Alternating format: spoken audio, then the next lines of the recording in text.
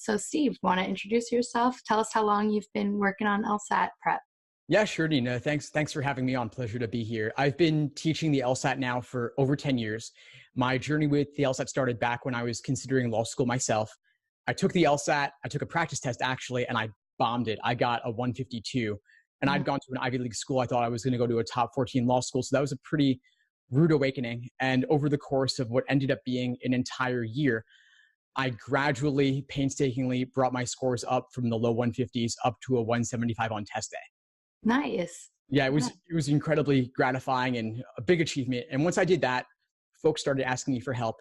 So I started helping friends. I started teaching it as well because I had taught other standardized tests before, so it seemed a natural progression. And then I ended up getting so obsessed with the LSAT. It's such a complex exam. And so I just kept teaching it. And then when it came time to submit law school applications, I decided, you know what? Maybe I don't want to do this, at least not for now. I kept teaching. I then started the LSAT blog website and more recently the LSAT Unplugged YouTube channel and podcast. And so now over 10 years later, this is my full-time profession. Right. And I see a lot of students that are just all over the internet referencing your videos because if I recall, you've gone through a lot of the tests and you break down your video by test and by section for, let's say, the logic games. You'll do sets from each logic games, and they seem to be organized in such a way where you cover a lot of the past exams. Do you want to talk a little bit more about your YouTube channel? Yeah, sure. So it's the LSAT Unplugged YouTube channel. You can find it at youtube.com/LSAT blog.